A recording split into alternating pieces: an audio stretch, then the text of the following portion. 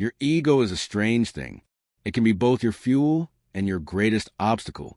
It whispers to you that you are special, that you deserve recognition, that your work and your words must stand above the rest. At the same time, it can trap you in a cage of comparison, insecurity, and fear of being overlooked. Creativity often lives in this tension.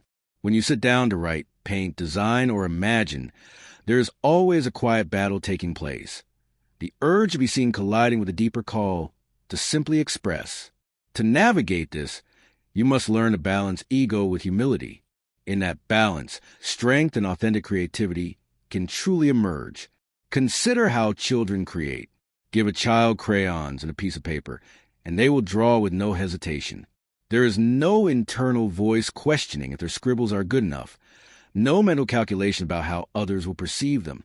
They are immersed in the act, free of self-consciousness. Their ego has not yet become the loud judge that it becomes in adulthood. As adults, however, the ego rarely steps aside. It tells you not to look foolish, not to try something unless you can excel at it, not to reveal your vulnerabilities. This is why humility is such a necessary companion to creativity. Humility allows you to be a beginner again, to step into unknown territory without the guarantee of applause. Humility helps you remain flexible, ready to adapt, learn, and grow rather than harden into rigid self-protection. In the modern world, where so much of life is measured in likes, shares, and metrics, it becomes even harder to maintain composure when your ego is hungry. Every creative effort risks being judged in public. You post something online, and instantly, you see a number attached to it. Was it good? Did it resonate? Did people notice? Ego thrives on this external validation, yet it is never satisfied for long. 1,000 views feel great until you notice that someone else has 10,000. A compliment makes you glow until a criticism makes you crumble. If your creative strength is tied entirely to ego, you'll find yourself constantly tossed around, like a small boat caught in waves that you cannot control. But if you ground yourself in humility, you realize that the numbers and opinions are just waves on the surface. What matters is the inner stability that lets you keep creating regardless of who notices. This does not mean ego has no place. In fact, your ego can give you courage. It can push you to share your work, to speak your ideas out loud, to risk exposure. A complete absence of ego might leave you silent, invisible, unwilling to step forward. The key is not to destroy the ego, but to put it in service of something higher. Think of it like training a wild horse. Left untamed, the horse will throw you off and run wild. But with care and patience, the same energy can carry you farther than you imagined. Ego provides energy. Humility provides direction. Together, they allow creativity to move with purpose. Throughout history, many great thinkers, artists, and leaders have wrestled with this balance. Marcus Aurelius, the Roman emperor and Stoic philosopher, constantly reminded himself in his writings to keep his ego in check. He ruled the most powerful empire in the world, yet he wrote in his private journal about the dangers of arrogance and the importance of humility. His composure in facing endless challenges did not come from inflating himself, but from reminding himself of his smallness within the vast universe. Similarly, in Eastern traditions such as Taoism, the most flexible posture is considered the strongest. A tree that resists the wind too rigidly will break, while the tree that bends will endure.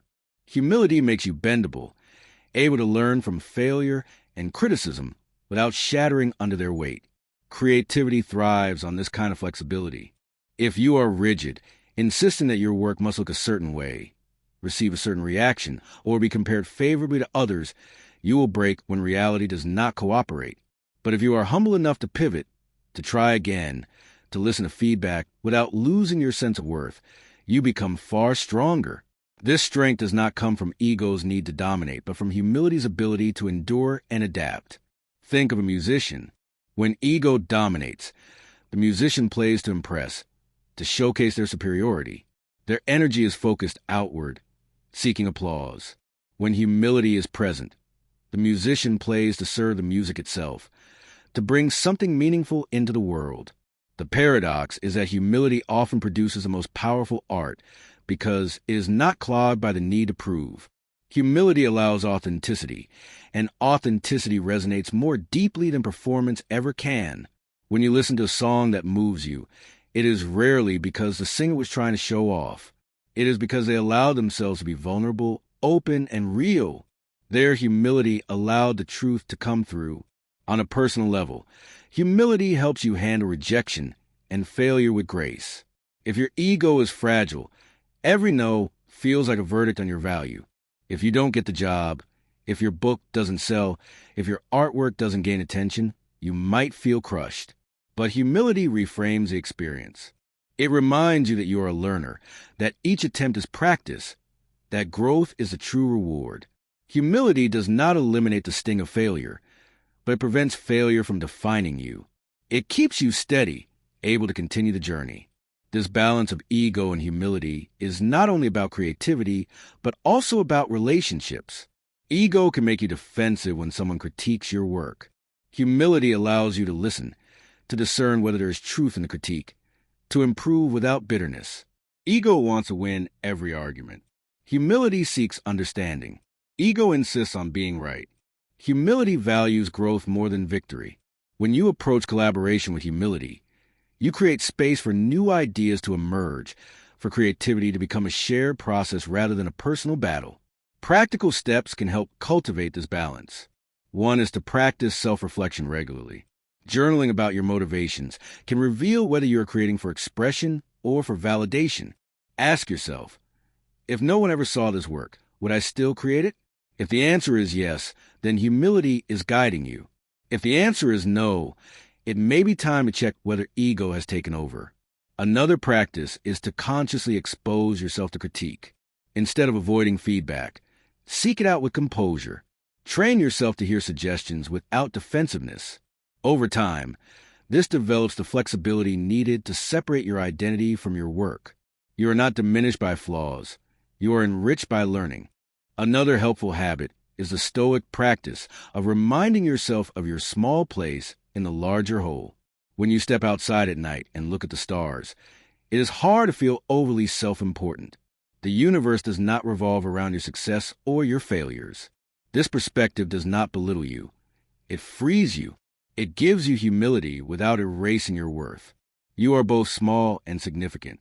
Your creative contribution may not change the entire world, but it can still touch lives, including your own.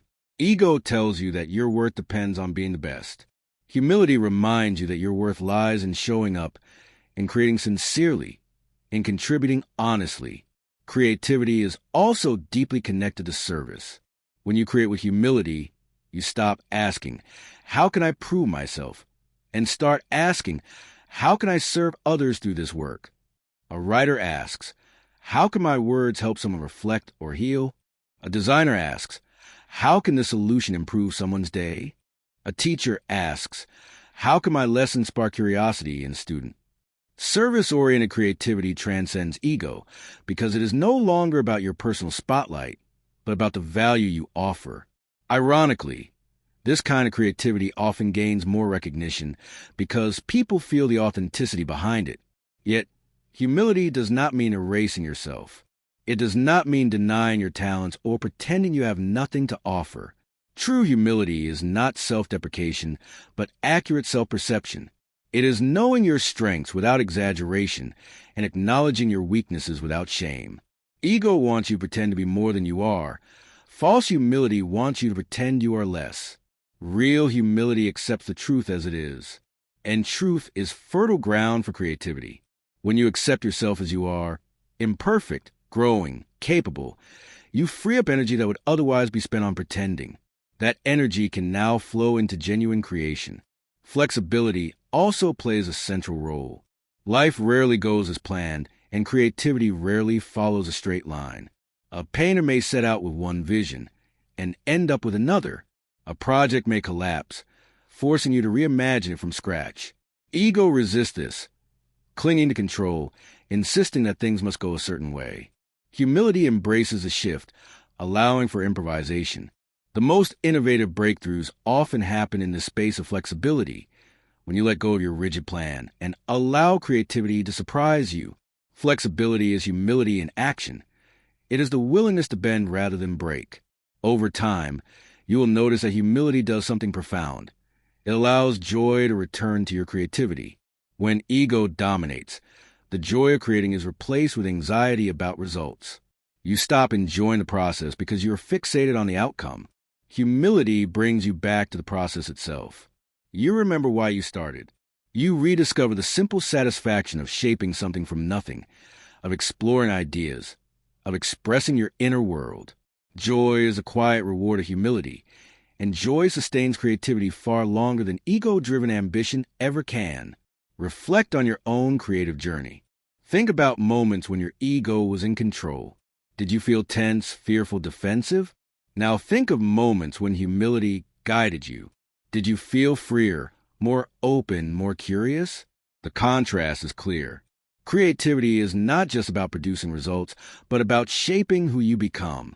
By learning to hold your ego lightly and to embrace humility deeply, you become not only a better creator, but also a wiser person. Your composure strengthens, your flexibility grows, and your work becomes a reflection of your truest self rather than a mask.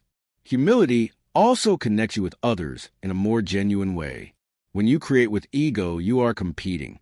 When you create with humility, you are contributing. People sense the difference. They are drawn not to perfection, but to authenticity. They resonate with vulnerability, with sincerity, with the honesty that comes when someone has put ego aside.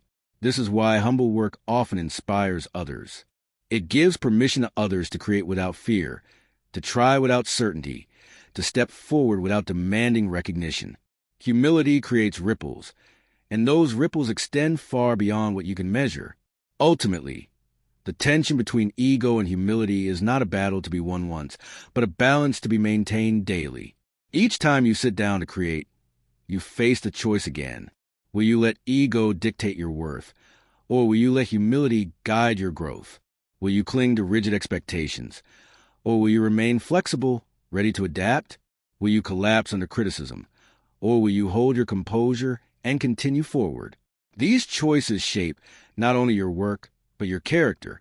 And over time, they determine whether creativity becomes a source of stress or a source of strength.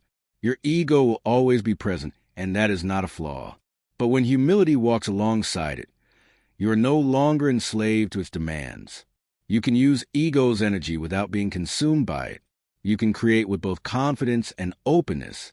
And in that balance, you'll find the strength that creativity has always promised. Not the fragile strength of being admired, but the enduring strength of being authentic, flexible, and unshakable within yourself. Your creativity is not just a gift of the world. It is a mirror for your own growth.